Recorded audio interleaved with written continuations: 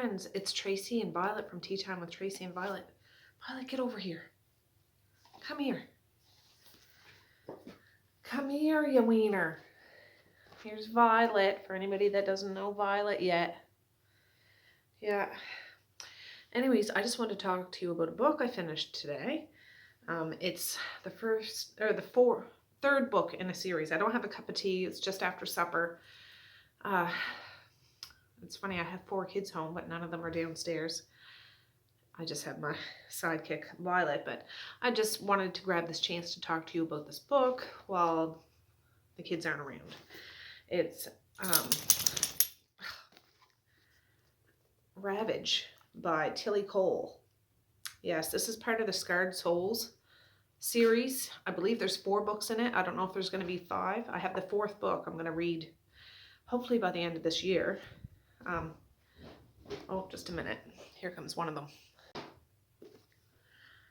Yeah, 3rd book in the Scarred Souls series by Tillie Cole, and Tillie Does Dark. If you've never read Tillie Cole, I didn't read her till this year, and I fell arse over tea kettle for her, honestly. I read all of her Deadly Virtue books. There's only 3 of them. Hopefully there's going to be more. I don't know. I'm almost done this series, and then I have all the books for the Hangman series or something like that. I have all the books. I plan on starting those in the new year, hopefully, and just scatter those for the next few months kind of thing. But anyways, this one, I'm so glad I read it. I do have videos on the first 2 books in this series. The first 2 books I got were in one bind up, like there are 2 books in one. It's like a chunker, but really enjoyed. I'll put that link to that video down below. I think I read it in August or something like that, but I know I'm sitting outside talking about it. But I just read this one. I have my light on. I don't know if it's too bright or what. We put our tree up yesterday or the day before. It's not decorated yet, just lights and garland on it. I'm waiting for my eldest daughter and grandson to come home for Christmas, and then we can all decorate it together then. But anyways, I'll read the back of this book for you. Taken as a teenager, prisoner 194 was stripped of his name and free will, honed to be a ruthless machine. Even as he tries to fight his captors' hold on him, he knows that obedience is the only way to save his sister, who is the one person who keeps him from turning into a monster. Then, as a young girl, Zoya Kostova barely escaped a brutal attack that killed her entire family. Now 25, she lives in secrecy. That is, until she hears her brother also survived and is living with the greatest enemy. Zoya risks her safety to find her brother she thought was dead, and is captured by a beautiful, brutal man. A man who both captivates and scares her. In him, she sees a soul as lost. Just a minute. 5:45. Dad's gone with Misha Mays. All right. A man both captivates and scares her. In him, she sees a soul as lost as her own. They both have so much to lose. Will they be able to save each other and survive? All right. So this series, I would say you have to kind of read in order. I'm going to turn this down a little bit. I don't know if that's too bright. Violet, is it? Ooh, it's even brighter. That's a little better. It might be dark, but yeah, there. It's just, this seemed so washed out, at least what I could see. Yeah, this one, I would say to try to read it in order if you can, because the characters from the other books cross over into this. This is a mafia romance, but extremely dark. When I say Tillie does dark, she does dark, and I love it. So if you want to know about the first 2 books, again, check that video down below. But this has to do with prisoner 194. He does have a name, but when he was 12, him and his baby sister, who was 4 years old, were abducted from this Russian orphanage. And that's where the book begins. They're just little, and once in a while these people all dressed in black they call them wraiths, came to this orphanage, and they come every once in a while to take children in the middle of the night and take them to these gulags, blood pits, which you learn about those in the other books too. But what it is, they take boys and girls to these places. They take the girls away from the boys. The boys they throw in a pit to fight, and they hone them to be these merciless killers, like hardcore, torturous treatment of them. And that's what they grow up. They beat them so bad and hone them and drug them so much they don't remember even who they were before they got there. So when him and his sister were taken, they were just going to take his sister, but he fought so much. He was only 12. The lady, well, she just goes by the mistress in this book. She was so captivated with his determination to get to his sister, she was like, we'll take him too. And so they were both taken. But once they got to where they were going, they were ripped apart, never to have seen each other again. Kind of. So he was thrown into the pits. She was taken to a different program. I forget what it's called. But when they're little like that, they learn to do house duties, cooking, cleaning, servant stuff. But as soon as they hit 14, they are drugged with this. The girls are drugged mercilessly with, I forget what it's called, some sort of serum that makes them sexually subservient. They are in excruciating pain unless somebody is actually having sex with them. And then the result of sex, that's what calms the pain that they're in for a temporary amount of time. So that's what happened to his sister. You learn this right from jump, pretty much. He, on the other hand, was thrown into these blood pits, and this mistress took real shine to him, so she took him to her room and tortured him there from the age of 12 way up until, I don't know exactly how old he is. He's older than Zoya. He is older than her, but not significantly older. So for years and years, she would torture him and train him and hone him so fierce, something fierce really, in regards to physical pain and things. And then she taught him in the world of sexual torture. Yes, and she was like significantly older than him, but she was like one of those masochists that she would do extreme pain on him so he would experience it, and she would teach him how to do it on her, to sexually torture somebody, to get information from them if that problem ever arose. I'm just giving you the lowdown of who he is. So up to present date, he's this well-known, well, actually not that well-known, because that's the thing. The people, the mistress and the group that have him are kind of an underground group. People don't know about them, but he is their most feared assassin. And what you learn in the other two books, I'm not going to reveal, but this mistress wants to get revenge for somebody that was killed, and she tags him to go pinpoint on somebody specific as a revenge for the person in the other books that passed away or was murdered or assassinated. Rightfully so, mind you, but she's a bad girl, so, her friend was a bad boy and whatever. So that's where 194 comes in. Zoya, on the other hand, and you learn in these other books, when she was young, her whole family were massacred, and she was thought to be dead until after they came to clear the bodies away, and her body was never found. She was safely taken by a close family friend and raised, and she was almost like royalty to this mafia family, being the only surviving person of that family. However, she's a woman, so she can't take over the family. But there's hope. There's hope. Um, Also, in her family, she had 2 twin brothers that their bodies were never found. So, what they don't ever know whatever had become of them. So, you learn this too. Present day, when Zoya gets information from the family that raised her, but they raised her in the sense not to be their daughter. They raised her to make sure she remembers her lineage and what to do and how to protect herself. She's not a very big woman or anything.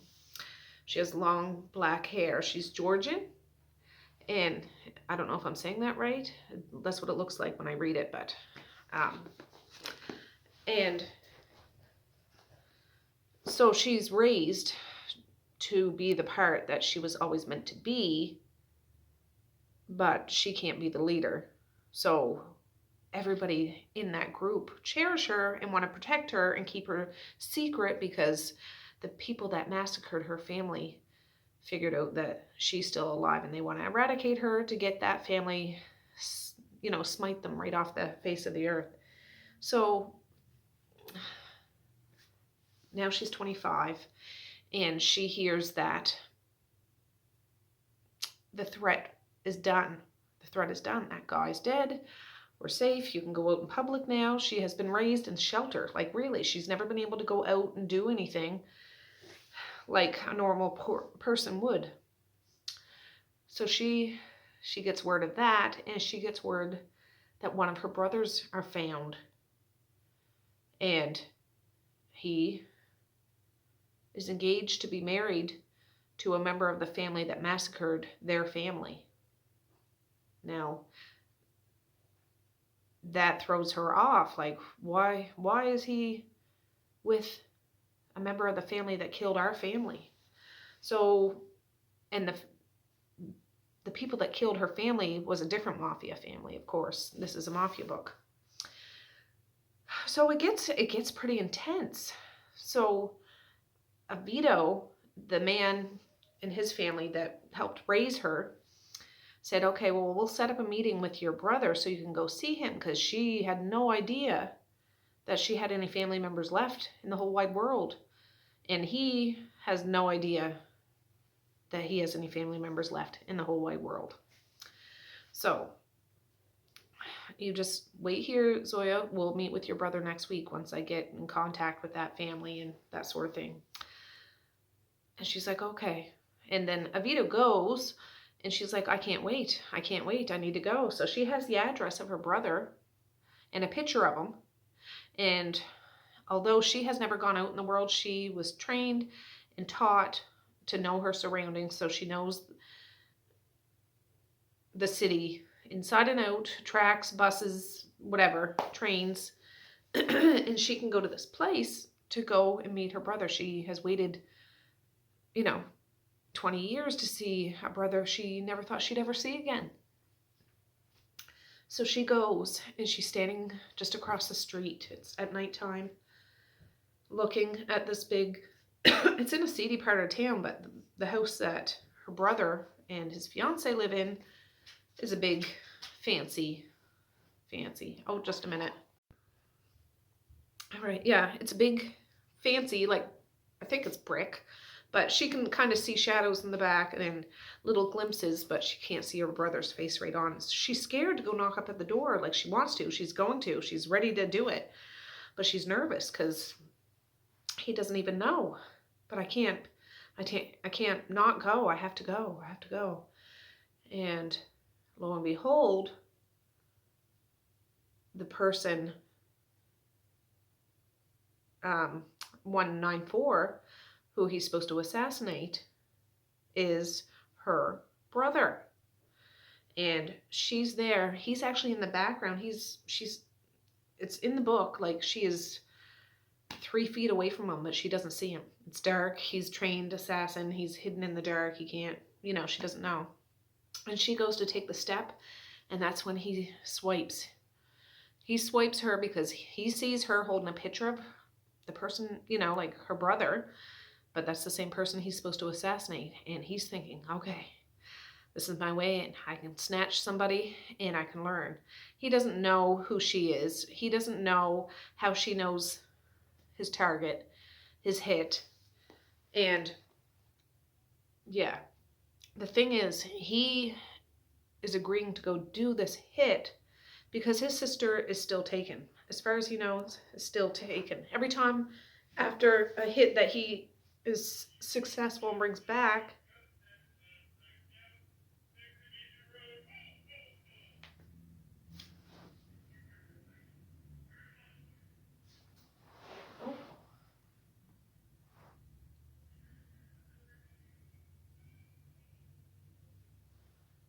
I don't know what that was. Great big fire truck with people talking. I don't know. Anyways, yeah, anytime he comes back, returns to his mistress, who he despises, absolutely hates every single one of them, but he can't help it. She shows him a screen of his sister, who is like 20 now. She's 19, 20, and she's curled up on the floor, battered and bruised and in excruciating pain. And so he knows that she's still alive. So that's his reason for staying and doing.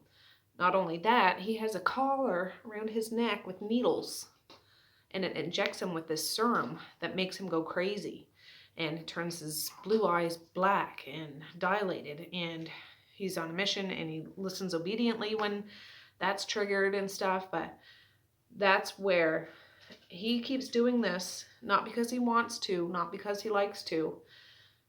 She threatens his sister.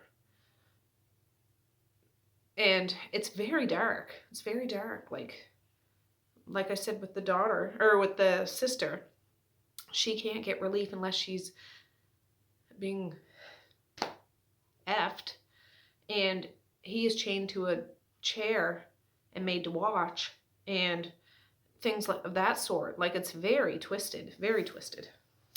But so anyway, Zoya is about to step off, and he swipes and takes her, thinking.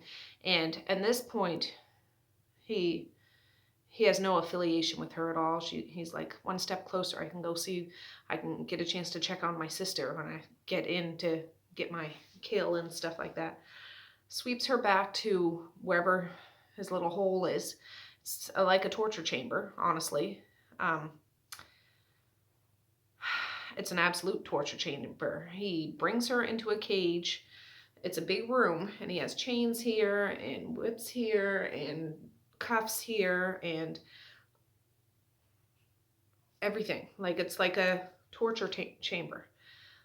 But she's in a cage. She's made to strip down naked, and she's 100% virgin. Nobody's ever touched her. She's never been around a man other than this family that she has.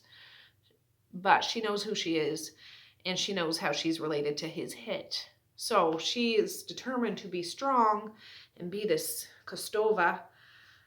And I'm strong, and I need to withhold as best I can. The thing is, this is a romance, but he does torture her. Yeah. And not little itty bitty, things. He strips her naked. This place is temperature controlled. So he freezes it, like full on freeze, like dangerous hypothermia freezes. And then he switches it to boiling hot, like extreme temperatures, and back and forth. And he has an electric prod, and he's poking the cage and poking her with this thing. And I'm not going to tell you everything, but she does really good, I have to admit. She doesn't slip up until one point when he steps in the cage and he gets closer to her and closer to her. And he runs his nose up, there. And then she has no control over that. She was never taught how to handle that sort of thing. She was taught how to handle other things, but not this. She still does good, but I'm telling you, ooh, there's some stuff. It's not full on blood and guts, but yeah. But she notices this collar that he wears. It makes a noise every once in a while, and he, because it's injecting him with stuff, and he falls to the floor when it happens sometimes. And when he looks up, that's when his eyes are black. Like, obviously, he's like Dr. Jekyll and Mr. Hyde. When his eyes are blue, he's not so rough. Eyes are black, he's totally a loose cannon. And yeah, there's some scenes in here. There's ropes, there's bites, there's not for the faint of heart. This isn't like a little spanking kind of video. No. But you see where the relationship, it sounds crazy after saying all that, she starts to pick up that he's not fully in control of himself. Somebody else is obviously controlling him. And it happens when this happens, when the neck thing happens. And she doesn't try to talk to him. She has a fake persona. He'll always ask, what's your name? What is your name? What is your name? Elena Malua or something like that. I forget what it is now. How do you know so-and-so? What is he to you? And I've never heard of that person. I don't know. And that's all she ever says. But when he switches his tactics to the tactics she is not prepared for, it goes from there. Yeah, it goes from there. And it's heartbreaking in how you learn about his past and why he's doing what he's doing and how he feels about himself. Because he's been through the ringer. He has scars all the way down like that. Scars this mistress would punish him and cut him up. Like, he looks like a monster. Or that's what he says. He's a monster.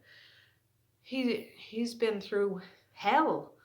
And not to say she hasn't. She's been through a different kind of hell. She feels absolutely alone in the world, even though luckily when she was at her lowest, a little 4-year-old, I think she was shot 3 times, but she lived.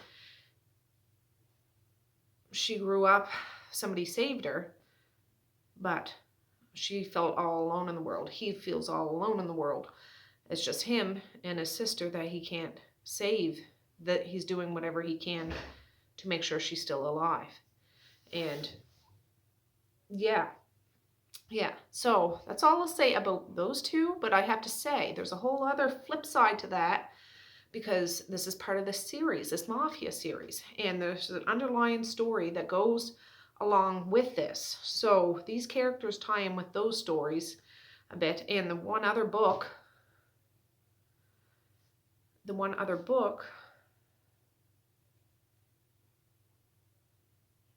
and there's a ghost in my room, I think. Just my mom coming to play. But anyways, yeah, there's a story, like a mafia story going under there. And you'll notice in all of these stories, generally the male, the hero of these stories have all come from these terrible, terrible gulags, and fight clubs, blood pits, deathmatch rings, things like that. And what I like about Tillie's stories, they sound realistic, they sound outrageous, but it's not paranormal, it's not fluffy around the edges, it's full on, gritty, terrible, a dark side of human nature, which unfortunately I think there are people like that, and there's probably places like this. I hope to God, hope to the Creator there isn't, but there could very well be. I don't know. But I like Tillie's Scared Soul series so far. I have it sitting right over there behind you guys. I have a couple other books. I don't know which one to read yet. I probably will dive into the next one right after this, so that'll tie up this series right in a nice little knot. And I don't know if there's going to be more books after that or not. I don't know, but I would highly recommend this. I would highly recommend what are the other ones? The first one, Raise and something else. But I'll put a picture of that book here. But it's one big story, but the couples in it have their own stories within the books.